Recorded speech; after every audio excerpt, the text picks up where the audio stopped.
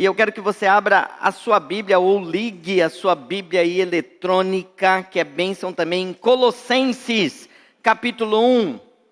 Colossenses 1. Vai lá, irmão, na Bíblia, depois você passar Coríntios, aí você vai achando lá Filipenses, Colossenses, Gálatas, você vai achar Colossenses 1. E nós queremos compartilhar o que o Senhor colocou no coração, no nosso coração, aquilo que o Senhor tem ministrado no nosso coração, eu quero compartilhar contigo. E creio que vai ser bênção. Se existe alguma coisa que pode atrapalhar o tempo, mas nós vamos fazer de tudo para que a gente possa fazer dentro do tempo, amém? Para ninguém perder a bênção, amém? Glória a Deus. Colossenses 1, versículo 9 e 10, acompanhem comigo aí.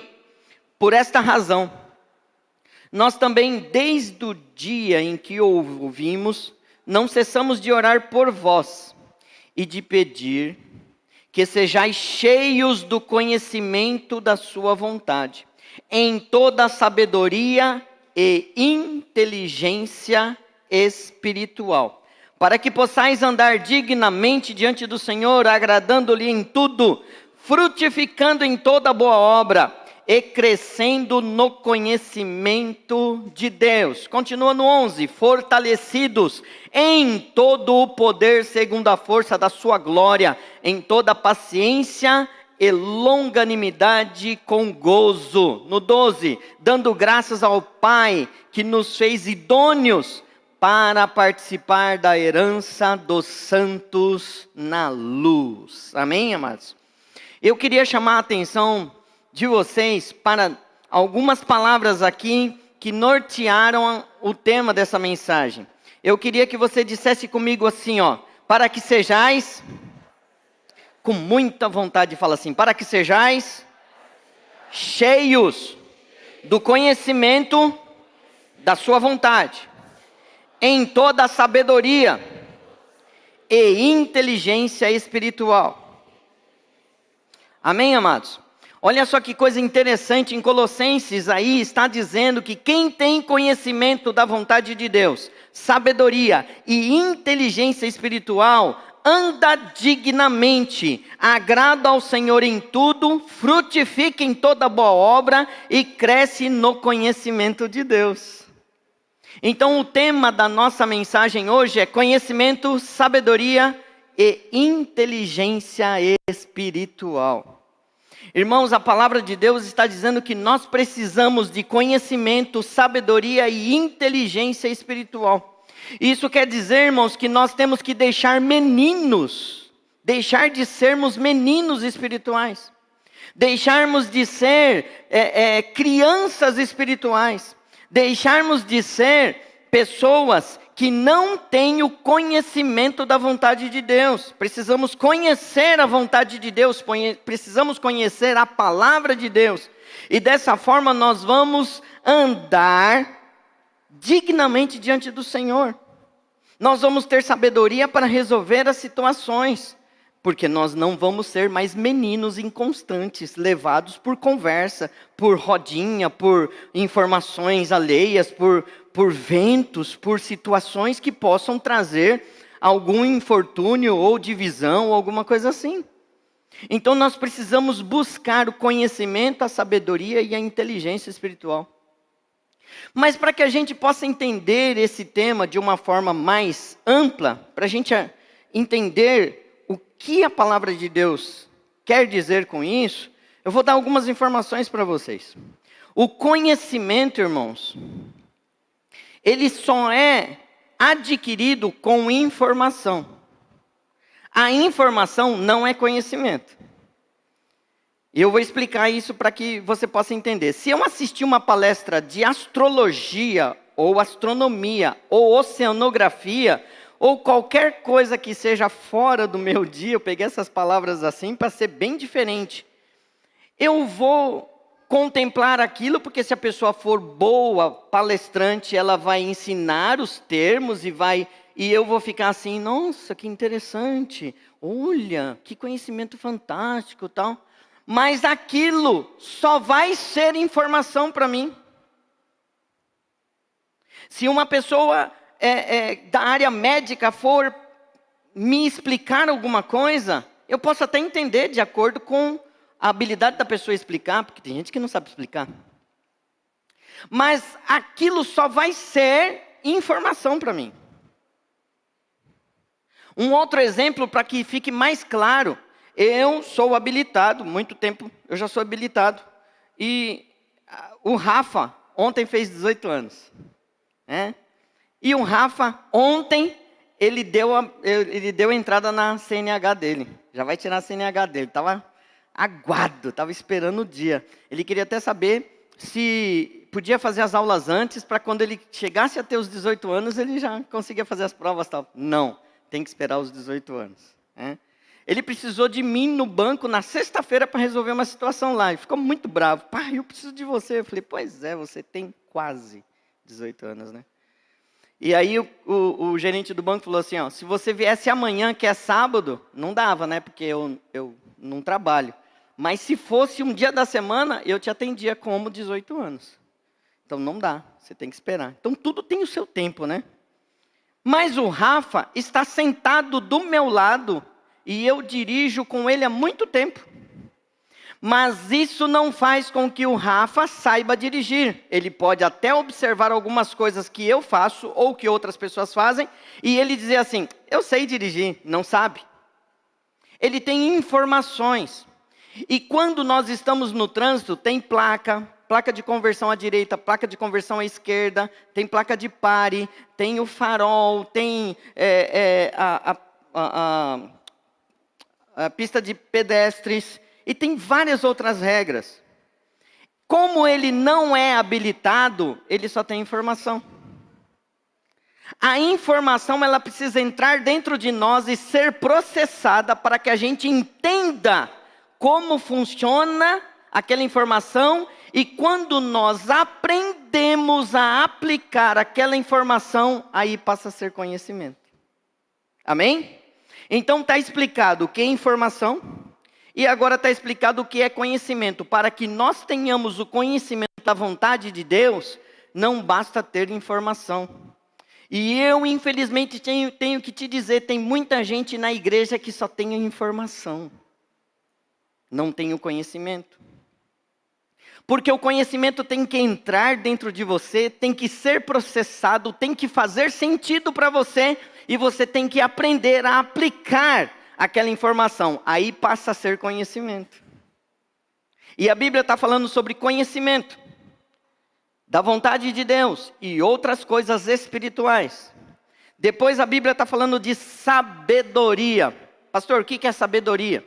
Dentro desse raciocínio que nós estamos falando, a sabedoria é um acúmulo de conhecimentos em várias áreas que eu sei aplicar. Então passa a ser sabedoria. Então eu tenho o bom conselho como sábio, como sabedoria. Eu sei das situações.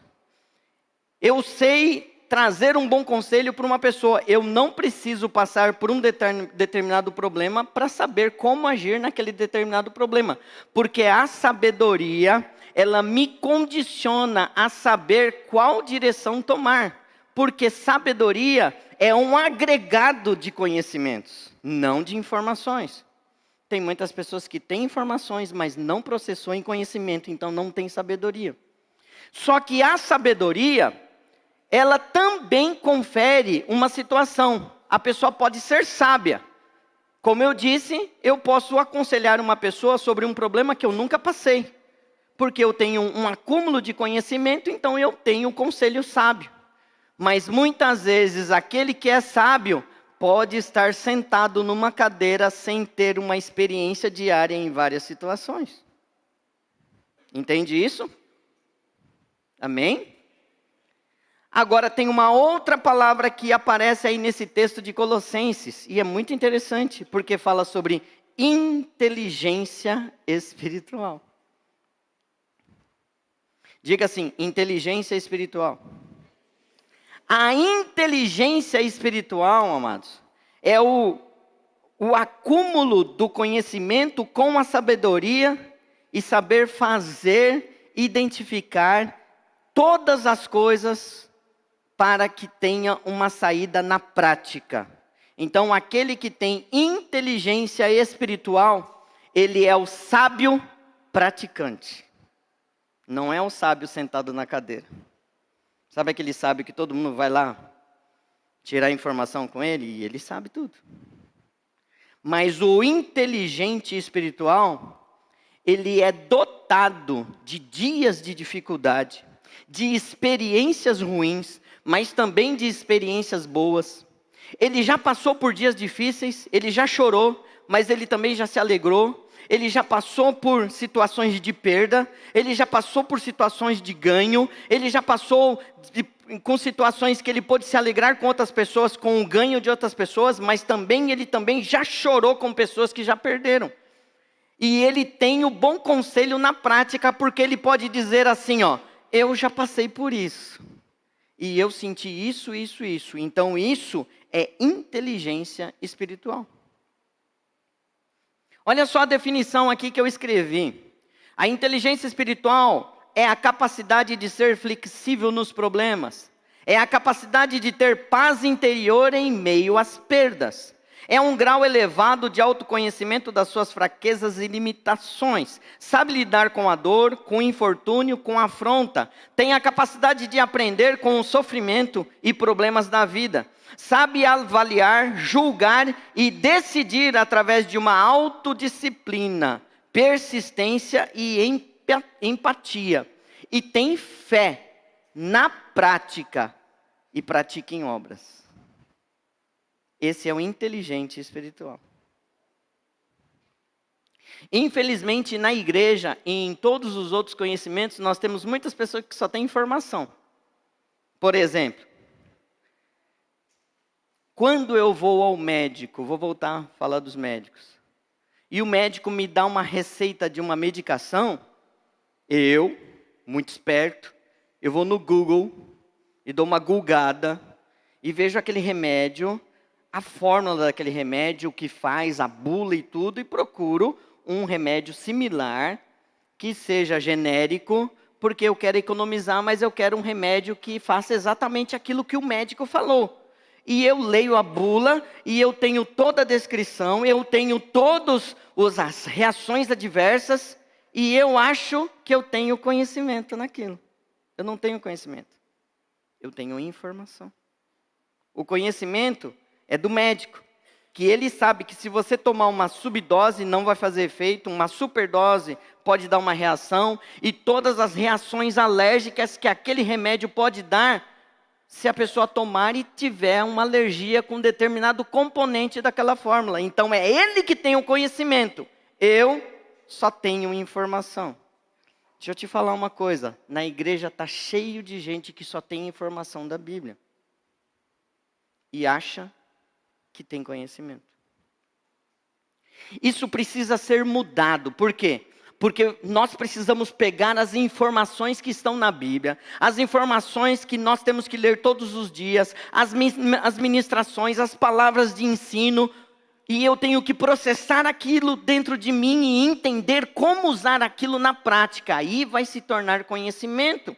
Nós precisamos romper, porque muitas pessoas estão só com informação espiritual.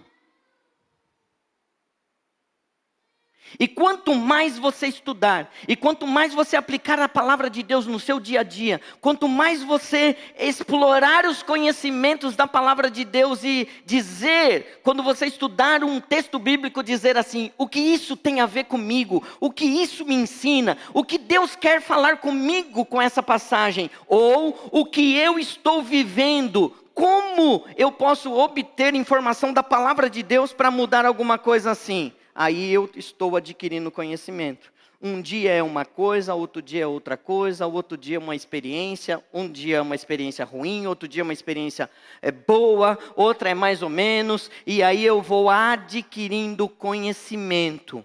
O acúmulo de conhecimento me faz uma pessoa sábia. E a inteligência espiritual me faz eu agir com todas essas informações. Eu queria que você fosse para outro texto, para ficar bem claro para nós, na parte prática. abre a tua Bíblia em 2 Reis. Vamos para a parte prática, mas antes de você abrir aí, deixa eu só lembrar você. Tinha 4 jovens na Bíblia que era cheio de conhecimento e sabedoria de Deus. Sadraque, Mesaque, Abidnego, que na verdade é Daniel, Misael, Ananias e Azarias. Olha só que diz em Daniel 1,17. E aí eu com pressa já ia pulando isso aqui, eu não posso pular. Diz assim, ó. A esses 4 jovens, Deus deu. Presta atenção no que esse texto diz. Deus deu sabedoria e inteligência para conhecerem todos os aspectos da cultura e da ciência. E Daniel, além disso, sabia interpretar todo tipo de visões e sonhos. As pessoas que são dotadas de inteligência espiritual, então, olha o que eu falei, eu construí aqui, ó, informação, conhecimento, a informação está dentro do conhecimento. O conhecimento está dentro da sabedoria, e a sabedoria está dentro da inteligência espiritual. Amém? Um dentro do outro, fazendo uma composição perfeita. As pessoas que são inteligentes espirituais, irmãos, elas têm características que a diferenciam de outras pessoas. Ela vê o que os outros não veem. E eu estou dizendo espiritualmente. Tem fisicamente também, o natural. Ela entende o que os demais não conseguem compreender. Pensa no que os outros não pensam. Fala o que os outros não conseguem falar. E faz o que os outros não conseguem fazer. Abre a sua Bíblia para a gente ir para um exemplo prático bem rápido. Em 2 Reis, capítulo 4. Vamos lá para o Velho Testamento. Abre lá em Reis. 2 Reis, no capítulo 4. Nós vamos ver um texto bem conhecido, que você já viu muitas pessoas pregarem sobre essa passagem. Mas eu quero te mostrar algumas coisas nessa passagem que faz a classificação das pessoas dentro do que nós falamos. Olha só. 2 Reis, no capítulo 4. No versículo 8. É a sunamita. A história da sunamita. Olha só que coisa interessante, não vai dar para ler toda a história, porque senão a gente não vai ter tempo de terminar. Mas eu vou começar. No 8 diz assim, e sucedeu também um dia que, indo Eliseu a Sunem, havia ali uma mulher importante, a qual o reteve para comer pão. E sucedeu que todas as vezes que passava por ali, entrava para comer pão. E ela disse a seu marido, eis que tenho observado que este que sempre passa por nós é um santo homem de Deus. Façamo-lhes, pois, um pequeno quarto junto ao muro, e ali lhe ponhamos uma cama, uma mesa, uma cadeira, um candeeiro. E há de ser que, vindo ele a nós, para ali se recolherá. O 11. E sucedeu que um dia ele chegou ali, recolheu-se àquele quarto e se deitou. No 12. Então disse ao servo Geazi, chama esta sunamita. E chamando-a ela se pôs diante dele. Porque ele tinha falado a Geazi e diz-lhe, eis que tu nos tem tratado com todo desvelo, ou com muito zelo. Que se há de fazer por ti? Haverá alguma coisa que se possa fazer por ti ao rei, ou ao capitão do exército? E ela disse, eu habito no meio do meu povo. Então disse ele, que se há de fazer por ela? E Geazi disse, ora, ela não tem filho e seu marido é velho. Por isso disse ele, chama. E chamando ela, se pôs à porta. E ele disse, a este tempo determinado, segundo o tempo da vida, abraçarás um filho. E disse ela, não, meu senhor, homem de Deus, não minta a tua serva. No 17, e concebeu a mulher. E deu à luz um filho no tempo determinado, no ano seguinte, segundo Eliseu lhe dissera. Amém? Ponto. Nós não vamos continuar, porque não tem tempo para continuar, mas a gente vai falar sobre isso. E eu quero chamar a atenção de vocês para 4 personagens principais. Primeiro, o título do texto, que é a mulher sunamita, a mulher que era de Sunem. Nós temos depois o marido da mulher. Amém? Só falei isso. Depois nós temos o profeta Eliseu, que é o grande profeta, o sucessor de Elias. E nós temos Gease. E olha só, irmãos, eu quero dizer que esta mulher, ela é chamada por muitos comentaristas como mulher extraordinária. Ela é muito rica, ela não é pobre, ela tem muito dinheiro. Acontece que, quando Eliseu saía da cidade natal dele para ir para o Monte Carmelo, ele passava por Sunem. A distância da cidade de Eliseu para Sunem era mais ou menos da viagem de um dia. Então ele tinha que pousar por ali, porque eles não viajavam à noite era muito perigoso por causa dos assaltantes. E depois, para ele continuar caminhando, era mais ou menos 40 quilômetros para ele chegar no Monte Carmelo. E Eliseu fazia isso constantemente, foram 50 anos do ministério profético de Eliseu que ele fazia isso. E quando ele ia para o Monte Carmelo, ele ia orar, meditar, buscar a Deus, buscar resposta. Deus falava com ele e provavelmente tinha uma escola profética lá no Monte Carmelo. Então era onde praticamente o lugar que ele trabalhava, espiritualmente. E ele passava por Sunem direto. E tinha um detalhe, essa mulher, ela já era abençoadora da vida de Eliseu, porque toda vez que ele passava por aí, ela dava pão para ele comer. Em algumas versões falava, ele se alimentava. Em algumas versões diz que ele tinha uma refeição completa. E aqui começa a nossa história para nós entendermos. A mulher sunamita tinha inteligência espiritual. Ela não tinha só informação. A informação, ela disse assim para o marido dela, esse homem é um homem de Deus. Informação. Conhecimento. Vamos fazer um quarto para ele, para que ele tenha um lugar para ficar, porque esse é um homem de Deus e eu quero fazer alguma coisa pela obra de Deus e pela vida dele. Ela entendia das coisas espirituais e ela queria abençoar o homem de Deus e a obra de Deus.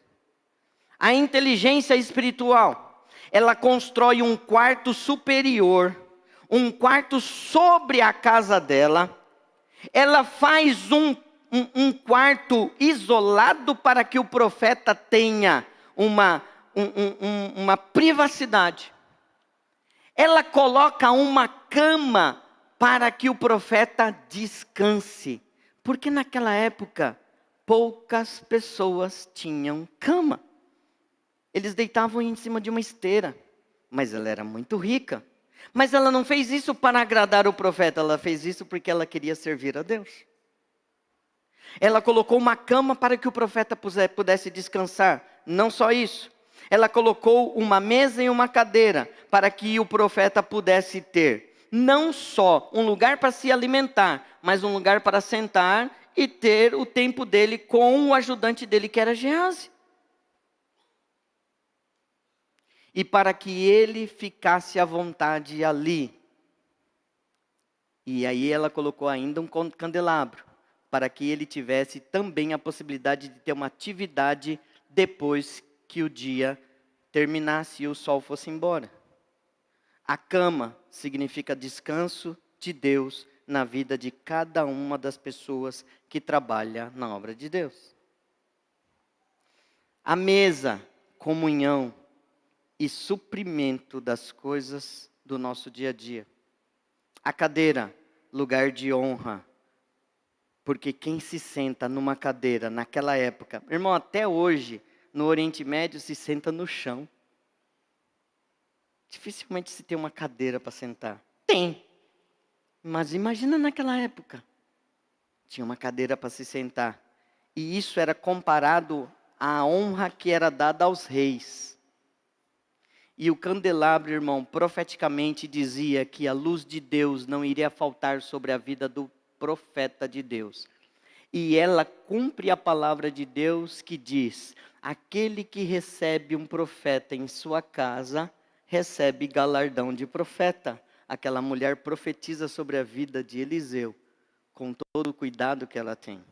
Então essa mulher, ela tem inteligência espiritual, conhecimento, sabedoria e inteligência espiritual. Pronto, falamos da mulher sunamita. O marido da mulher sunamita, quem é? Hã? Ninguém sabe. O que ele fazia? Ninguém sabe. Qual é a reação dele? Ninguém vê. Mas ele tem as mesmas informações que a mulher sunamita. Então ele só tem informação. Quem reage é a esposa. Aliás, a culpa da mulher não ter nome é dele. Porque ele deveria dar um nome de registro bíblico para ficar registrado. Mas ele era tão sem posição espiritual que as escrituras não registram o nome dele. Podia ser a mulher do Josézinho. Mas ele não tem nome aqui escrito. Então, o marido da sunamita é uma pessoa que tem uma informação do ambiente, mas ele não reage positivamente. Ele só reage com o que a esposa pede para ele fazer. A esposa pediu, ele fez. E o profeta, irmãos, indiscutivelmente o profeta é cheio de inteligência espiritual. Lógico, porque nós estamos falando de Eliseu, o sucessor de Elias. E quando ele descansa no quarto, quando ele tem todo aquele cuidado, ele fala assim: nunca fui tratado desse jeito. Tem que ter alguma coisa para nós fazermos para atender essa mulher, alguma necessidade dela. A gente pode apresentar a causa dela diante do rei, ou diante dos capitães, a gente pode fazer alguma coisa por essa mulher. Manda chamar ela aqui, a gente quer beneficiar ela também. Porque ele era muito influente, ele estava diante de reis, diante de capitães, diante do exército, diante de pessoas importantes. E ela diz assim: eu não preciso de nada, eu estou no meio do meu povo, eu estou bem aqui. Então ela era muito influente, o marido dela era muito influente. Ele que se sabe, ele era agricultor. Mas ele era muito influente, mas espiritualmente ele não tinha influência nenhuma. Olha, amados, isso é muito perigoso para nós, porque nós não podemos ficar só na informação espiritual. Nós temos que ir para o conhecimento na prática da vida espiritual. E aí nós temos uma esposa que está na prática do conhecimento espiritual e um esposo que só está na informação. E Eliseu, movido da inteligência espiritual, precisamos saber como podemos ajudar essa mulher. E aí a Bíblia diz que chama ela diz que não está tudo bem e tal. E Geazi diz assim: ela não tem filhos. E o marido é velho. Então quer dizer que ele concluiu, né? Que ali já não saía mais nada. Mas provavelmente ela tinha uma esterilidade, eles já tentaram filhos, e aí o tempo passou, ele se tornou velho, e aí já está resolvido isso. O Geazi é uma personagem que eu quero dizer para vocês. Geazi só tem a informação. E ele apresenta a informação. Mas Geazi não sabe o que fazer com a informação. Mas Eliseu sabe o que fazer com a informação. Então fala para ela. Mais ou menos assim, no ano que vem, nesse tempo, no período que precisa ser gerada uma criança, você vai ter uma criança segurando nos braços. Isso é inteligência espiritual, acessando os céus e dando uma palavra profética na necessidade daquela mulher. Irmãos, nós precisamos ser inteligentes espirituais e saber trabalhar com as informações que Deus está trazendo para nós na nossa vida, no dia a dia. E isso, irmãos, nós estamos vendo aqui. Geazi, irmãos, Se nós formos ver no comportamento de Geazi, você vai ver, ao longo da história, Geazi só trabalha com informação. O Geazi é o mesmo moço que não conseguia ver o exército de Deus que estava ao lado deles quando o exército sírio foi atrás do profeta. Ai, homem de Deus, a gente vai morrer. Ele falou assim, maior é o que está com a gente do que está com eles. Como assim? Então vou abrir os teus olhos. E aí ele pôde ver o exército de Deus muito maior. Então Geazi só trabalha com informação. Geazi não tem conhecimento. Outra coisa, por que eu estou falando isso? Porque Eliseu era o sucessor de Elias. E Geazi deveria ser o sucessor de Eliseu. Mas Geazi não foi. É forte, não é? Então nós podemos, irmão, estar no lugar da bênção, com as pessoas da bênção, mas a nossa ignorância espiritual pode impedir o fluir de Deus na nossa vida, pode impedir de um chamado pessoal ser desenvolvido, porque se ele estava ao lado de Eliseu, é porque Deus tinha algo especial para ele, mas ele não conseguiu desenvolver o chamado dele, tanto é que lá na frente, Geazi fica com lepra, porque ele erra feio. Então, Geazi só tem informação. E a bem da verdade é o seguinte, a mulher, ela tinha uma necessidade de ter filhos. Que mulher que não tem necessidade de ter filhos? Principalmente naquela época, uma mulher estéril, que não tinha filhos. Ela tinha toda a geração cessada nela, e ela não tinha felicidade completa. E quando Deus traz a liberação do filho sobre ela, ela diz assim para o profeta, não mexe com isso não, já está resolvido. Mas o profeta diz assim, não está resolvido. Você vai ter um filho. E aí vem a inteligência espiritual acessando os céus e trazendo uma palavra profética. Você conhece a história. O menino nasce, a família está feliz. Um dia o menino está trabalhando com o pai na lavoura. Aí ele sente uma dor de cabeça. Ai, minha cabeça, diz a palavra de Deus, que ele reclama da dor de cabeça e cai. Eles levam o menino para dentro, vê o que está acontecendo, esse menino desfalece e morre. Esta mulher que é inteligente espiritual, ela fala, eu vou falar com o homem de Deus. Ela pede para o marido preparar uma jumenta para levar a criança. O marido pergunta assim, o que você vai fazer lá?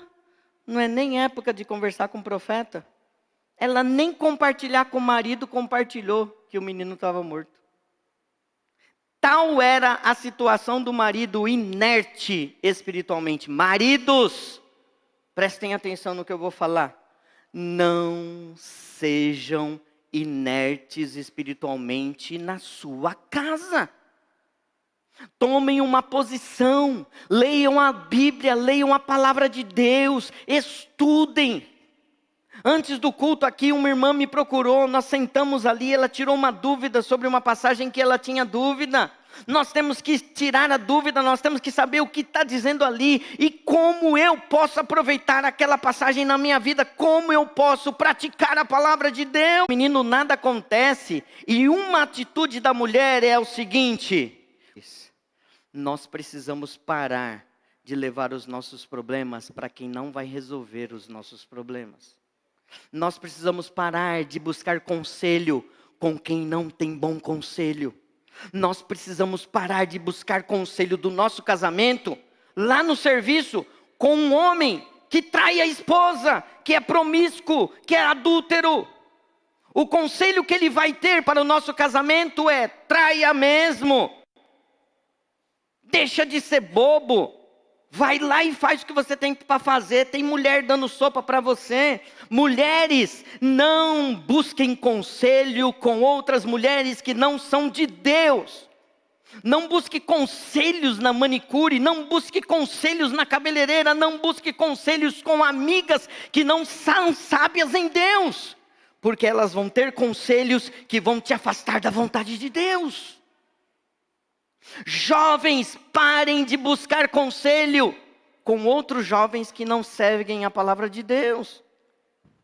Está tudo bem? Está tudo bem. Ah, você está sendo falso. Não, irmãos, eu vou levar o meu problema para quem é de direito para resolver. Tem um hino que diz assim, ó, vou levar meus problemas a Deus. Eu vou buscar a Deus, eu vou aos pés de Cristo, eu vou na cruz, eu vou reclamar com Jesus, eu vou falar, Jesus, não tá bom não, tá ruim, tá horrível.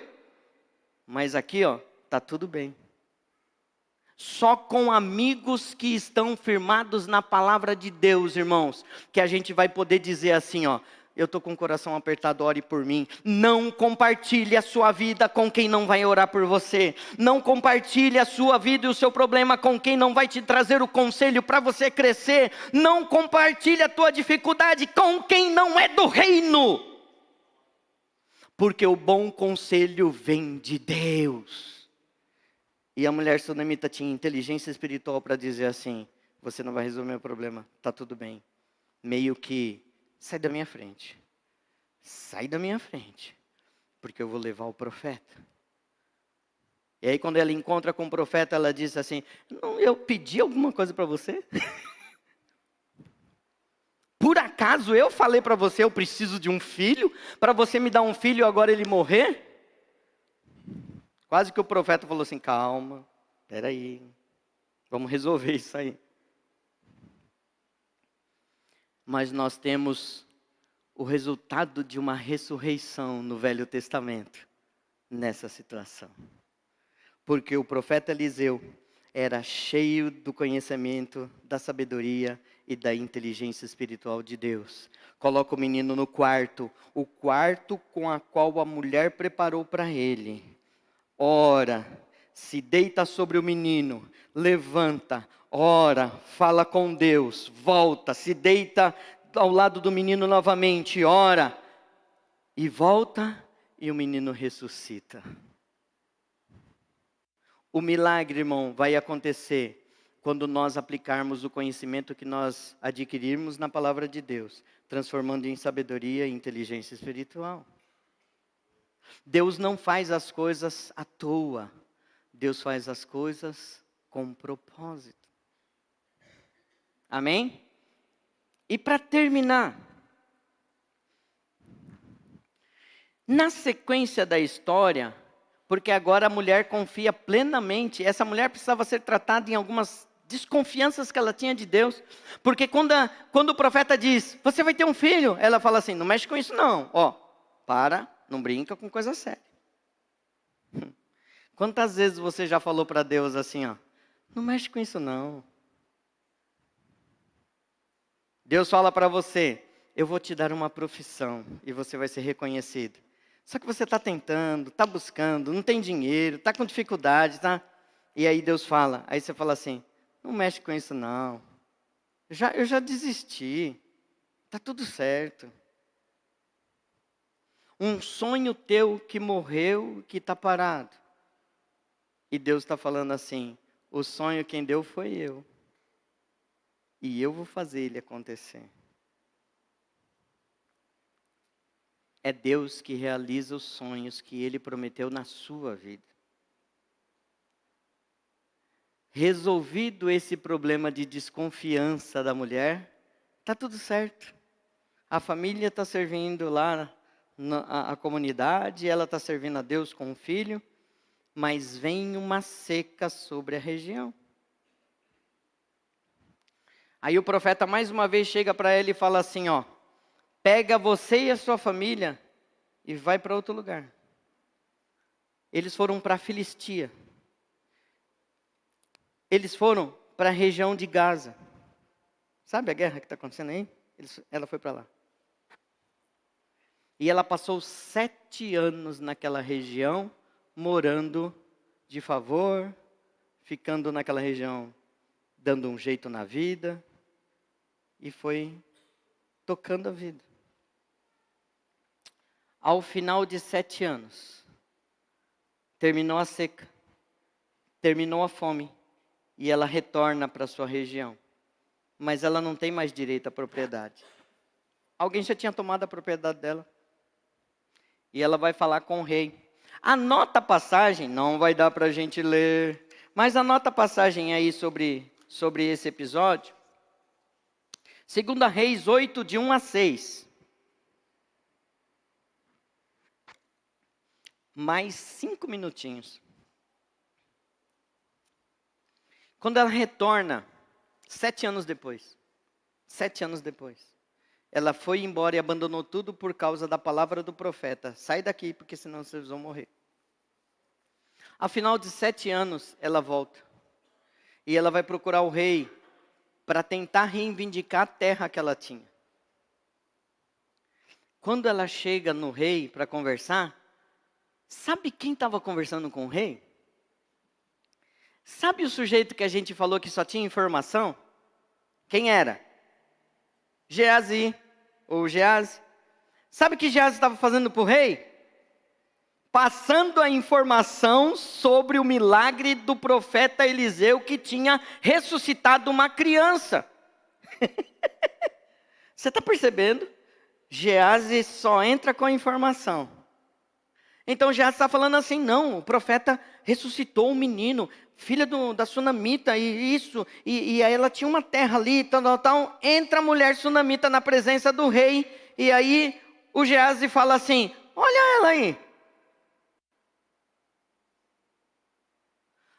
E aí o rei fala assim, você então é a mulher que tinha terra em tal lugar, tal lugar, tal lugar? Sim, sou eu.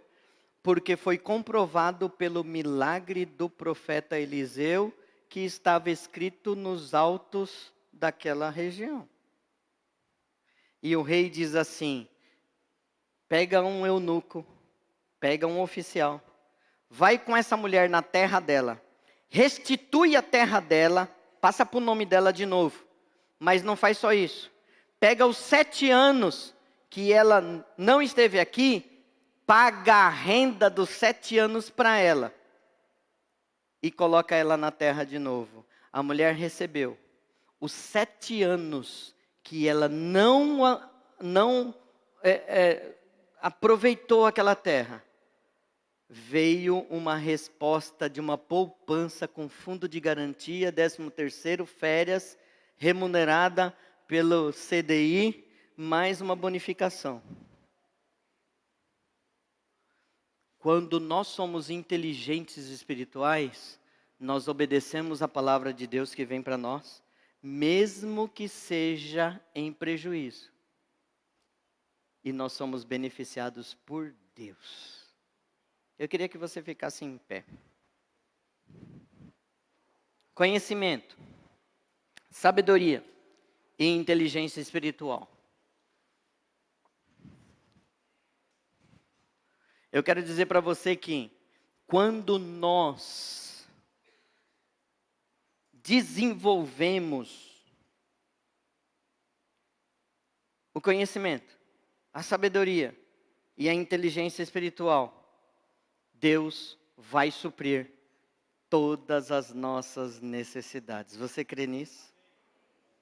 Provérbios 2, de 1 a 6 diz assim, ó, filho meu, se você aceitar as minhas palavras e guardar no coração os meus mandamentos, se der ouvidos à sabedoria e inclinar o coração para o discernimento, se clamar por entendimento e por discernimento, gritar bem alto, e se procurar a sabedoria como se procura a prata e buscá-la como quem busca um tesouro escondido, então você entenderá o que é temer ao Senhor e achará o conhecimento de Deus. Pois é o Senhor quem dá sabedoria, e da sua boca procedem o conhecimento e discernimento.